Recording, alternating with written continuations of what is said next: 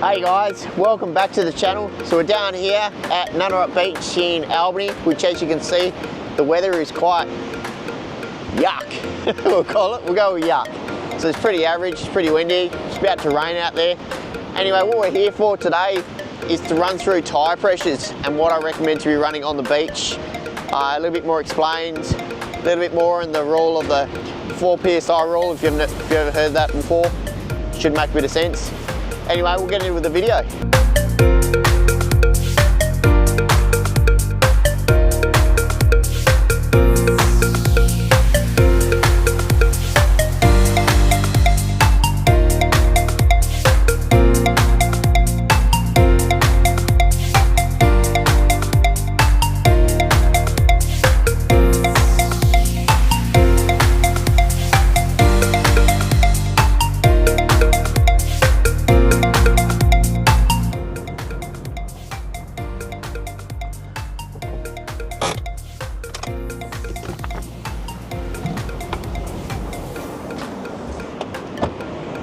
Righto, so it's the tyre pressures.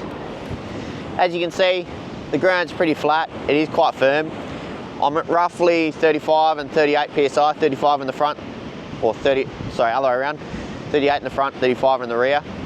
So what I'm gonna do is, I'm gonna draw a line on the sand to show you where you should be looking at for your tyre pressures and what you're looking at. Because a lot of people think it's the width of the tyre and it's not. And I wanna try and explain that a little bit more in depth for you. Anyway, we'll get on to letting the tyres down.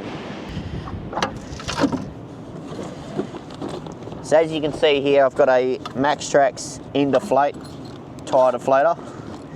This is what I generally use to deflate my tyres. It's probably not the fastest way to let your tyres down, but it's just efficient, so I can do two of them at the same time. The front, 2 fronts or 2 rears, let them both down to the same PSI, etc. And I don't have to, I can go off and do other things as well at the same time. Anyway, so I'll unravel this junk, this mess. Yeah, if you got another option or another suggestion of what I should use for a tyre deflator, let me know, comment down below. And yeah, we'll get on to doing the front passenger side tyre and we'll go from there. With tyre pressures, the easiest way to explain what everyone thinks helps you go further through sand is basically the tyre bagging. Now, that is true to some extent. It does give you a little bit of traction, but the best way that I can explain it is think about tracks on like a big piece of equipment, like a dozer or something like that. Now, the reason why those pieces of equipment can go so far within soft areas is because of the footprint of it is extended, the length of it, so therefore it can propel the machine or a piece of equipment forward. And that's essentially what you're doing with tyre pressures. That's the easiest way that I can explain it.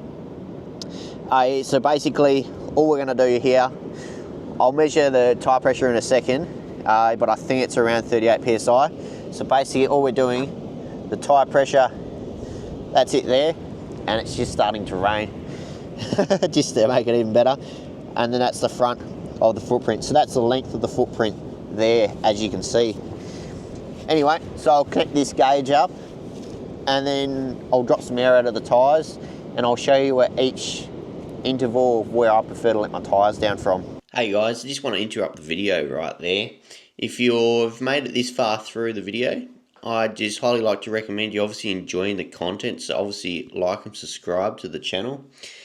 And yeah, if you want to see more content like this, anyway, we'll get on with this week's episode. Alright, so I'll go ahead, rip the valve cap off. So I'll chuck the end of this on. So now we've got 34.5 PSI anyway. So I'll let this down. We'll start at 25 PSI.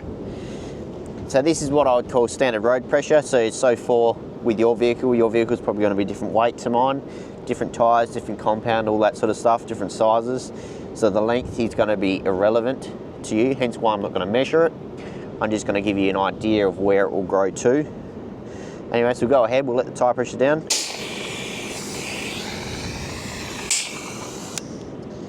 Righto, so let's come in here, we'll just show you. So I'll let this down to, oh, it's just under 26 PSI. So you got 22, 4, it's just under 26, it's about 25.5 PSI. So I just want to show you where that tyre has grown in length, because we're not worried about the width of it. So basically, it's come to about there. So we're talking like, yeah, about 30 centimetres the length of that tread has grown by. Okay, so we'll go ahead and I'll skip 20 PSI. I'll take it straight down to 15, just because somewhere around that high teens is what I would normally call a high beach pressure anyway. So it's sort of pointless in going to 20 PSI in my opinion. So we'll let it straight down to 15 PSI. Righto, there we go. So you got 15 PSI. So just want to try and show to you how much it's roughly grown in length. So it's grown about the same distance again, it has. So it's essentially, this is what I would call generally pretty standard for beach pressures in terms of, yeah, depends how soft the beach is really, but this is basically a beach pressure tyre PSI that I would say can get you on most beaches in any scenario, assuming you know how to drive on sand, not how to dig the sand up. Anyway, we'll go ahead and we'll let them down to 10 PSI now. Righto, as you can see, so we're down to 10 PSI now, and I'll try and give you a bit of a run through. So basically, so it's increased basically the same distance again from where the previous one was as to each increment. Now, so when I drop my tyre pressures, let's say I'm already at 25 PSI or road pressures as an example, either one of those two, I instantly, if I've already driven onto the beach and I've been caught out, I would instantly try and drop the tyre pressures to around about 15 PSI. Now, there's the old school measurement of where other people would say 4 PSI. Keep dropping 4 PSI until you get out. In my opinion, that's the incorrect way of doing it, because you'll find yourself getting more and more bogged, because the percentage gains when you're at a higher pressure is actually smaller than when you're at a lower pressure. So if you're at 25 and you're dropping 4 PSI at a time, that is less likely to help you than if you're bogged at 15 PSI and you drop 4 PSI at a time, because of the percentage gain. So basically you're dropping almost 30%, it's about 25% if you're to drop from 15 PSI at 4 PSI at a time. So if you're already stuck and you're running like high teens, drop them straight down to 10. That's my go-to tyre pressure. If you're already stuck and if you're in your teens, just go straight down to 10 and do that to get out of there. Anyway, so that sort of gives you a bit of an idea of where. So if you're basically stuck and you're what you'd call beach pressures, drop them down to 10. Assume you've got a compressor, 10 PSI, you won't be rolling a bead off the rim unless you start doing like wombat holes and doughies on the beach or anything like that. I've never put a tyre off the rim myself. I've seen other people do it, but it's normally if you've got a highway tyre, that's when you do it, and when you're driving through wombat holes at the same time. Yeah, so like Bornholm Beach, which is notoriously soft here in southwest or Western Australia, 5 PSI is not super common down there, but I've done 5 PSI myself down there to get yourself out, and going through wombat holes, and still never put a tyre off the bead down there either. Anyway, so what I'm going to do is I'm going to drop all the tyres down to 20 PSI, and we're going to take the car up that hill right there. It's not much of a hill, but it's enough.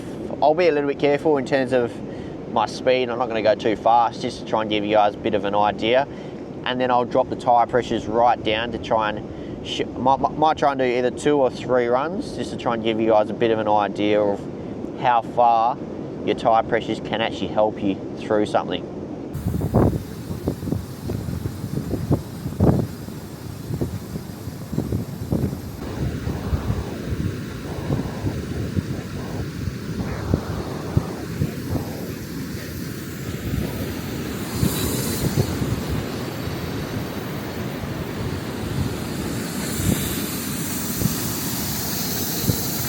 Righto, so as you can see, so now I've let all the tyres down to 20 psi.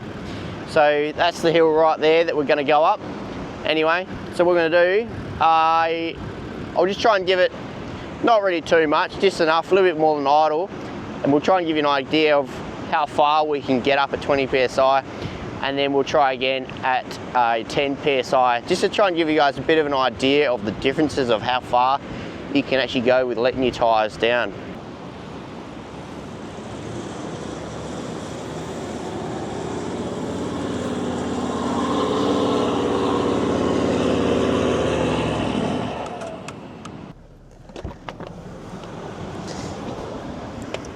Right, as you can see, I've gone up there, that was at 2000 RPM, so it wasn't really giving it, but it certainly wasn't on idle or anything, so it was enough to sort of, you should be able to get off most things with a little bit of effort. As you can see, it was actually pretty soft, a bit softer than what I actually thought it was going to be. Anyway, so now I'll let the tyres down to 10 psi, and to make it fair, what I'm going to do is I'm going to try and move over so I'm not going up the same rut, so I'm not driving over compacted sand from where I rolled back down.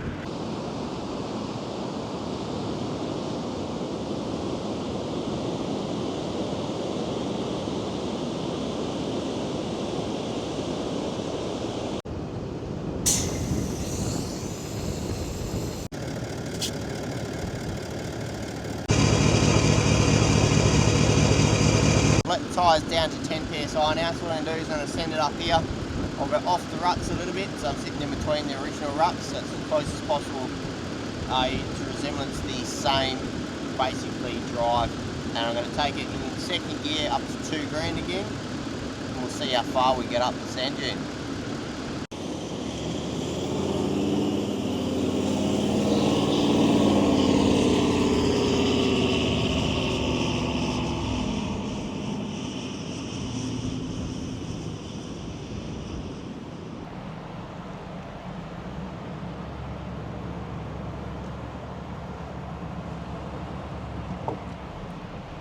There we go. As you can see, that was a bit of a fail. I wasn't quite expecting it to be that easy to get all the way up and then over and around the corner at the top of the dune there.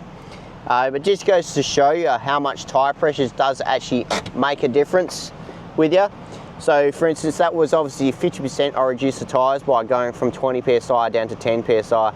So a bit of a comparison, if you were at road pressure, say you're at 40 psi, you'd be dropping them down to 20 and it'll basically make the same amount of percentage difference, I guess you could say.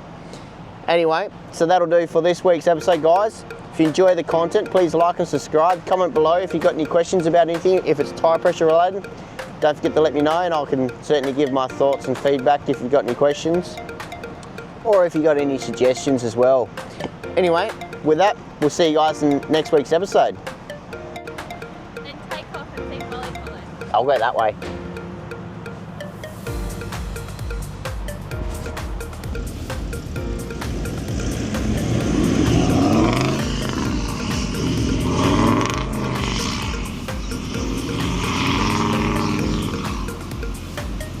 Where's it going?